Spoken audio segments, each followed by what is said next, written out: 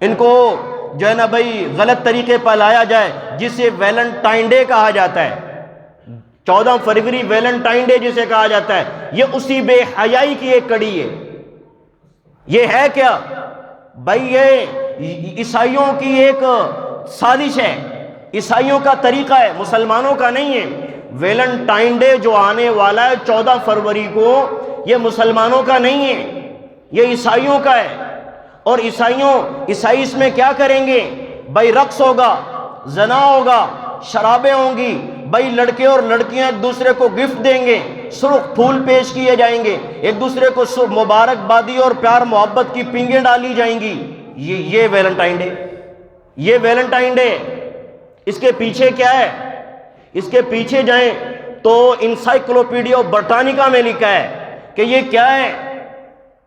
یہ Valentine day یہ ہے کہ وہ روم کی جب سلطنت تھی، جب روم کی سلطنت تھی تو رومیوں کی ایک دیوی ہے، یونو نام ہے اس کا، وہ بت پرست ہے، یونو دیوی ہے، تو اس دیوی کو وہ مانتے ہیں، اور وہ دیوی عورتوں سے متعلق دیوی ہے اور شادیاں کروانے والی دیوی ہے۔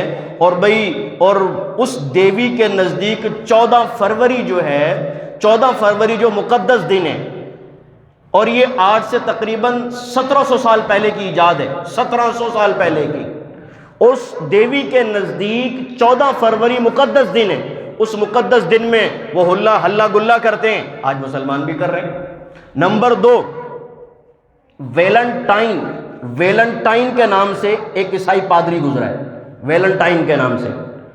اور وہ عیسائی پادری ایسا تھا کہ بھئی چونکہ عیسائیوں کے اندر جو پادری ہوتے ہیں نا، اور جو راہب ہوتے ہیں، راہب اور عورتیں جو راہب ہوتی ہیں، ان کے اندر نکاح نہیں ہے، وہ نکاح نہیں کرتے، میاں بیوی والی حیثیت سے زندگی نہیں گزارتے، اور جتنی حلال چیزیں اپنے اوپر وہ حلال نہیں سمجھتے، عیسائی مذہب میں ہے یہ۔ وہ ویلنٹائن وہ جو عیسائی پادری تھا، وہ ایک عورت، اس کا نام بھی تاریخ میں لکھا ہوا ہے، اس کے اوپر وہ عاشق تھا۔ اور بھئی جب عاشق ہو گیا، ناجائز عشق ہے، ناجائز محبت ہے، وہ ہو گیا، تو اب جب ناجائز محبت اور ناجائز عشق ہو تو وہ اگلے سٹیپ پہ لاتی ہے نا، حرام کاری کی طرف لاتی ہے۔ وہ جانا چاہتا تھا حرام کاری پہ، لیکن اس کا مذہب اسے روک رہا تھا۔ تو اس عیسائی ویلنٹائن نے ایک سوچی سمجھی پلان بنایا، سازش کی، اس عورت سے کہنے لگا کہ بھئی میں نے خواب دیکھا ہے، میں نے خواب دیکھا ہے، اس خواب میں نے یہ دیکھا ہے، مجھے یہ بتایا گیا ہے ہمارے دیوتاؤں گروہوں کی طرف سے، پادریوں کی طرف سے، کہ 14 فروری کو، کس تاریخ کو بھائی؟ 14 فروری کو اگر راہب اور راہبہ یہ بھی غلط کام کریں، یہ بھی اپنا منہ کالا کریں، زنا اور بدکاری میں مبتلا ہو جائیں تو کوئی جرم نہیں۔ وہ کہہ رہا ہے اس نے کہا ٹھیک ہے، مان لیتے ہیں، ہو گیا۔ اور پھر محبت میں آگے بڑھے، اور پھر حرام، اور حرام سے بھائی جو ہے نا وہ جو کہ کلیسائی نظام تھا، انہوں نے حرام کاری کا ارتکاب کیا، اور یہ کلیسائی نظام کی روایات کے خلاف تھا۔ تو پھر باقی لوگوں نے جب کلیسا کے نظام کو برباد کیا، توڑا، انہوں نے دونوں کو قتل کر دیا۔ انہوں نے جب دونوں کو قتل کر دیا، اس کے بعد جو لوگ ہم جنس پرستی اور آوارہ ذہن کے مالک تھے، انہوں نے اس بات کو اٹھایا اور اس کو محبت شہید کا لقب دے دیا، اور اسی کے نام سے 14 فروری کو یہ سارے پروگرامات تشکیل دیے جا رہے ہیں۔ بتاؤ یہ اچھی بات ہے؟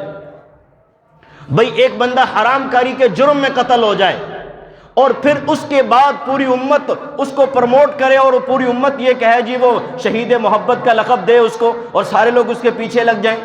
بھئی وہ جائیں، جن کا مذہب ہے وہ کرتے رہیں، لیکن مسلمانوں کو اس کی اجازت نہیں ہے، مسلمان تو ایسا نہیں کر سکتے۔ لہٰذا یاد رکھنا، آخری بات کہہ رہا ہوں، کسی قسم کا میسج، کسی قسم کا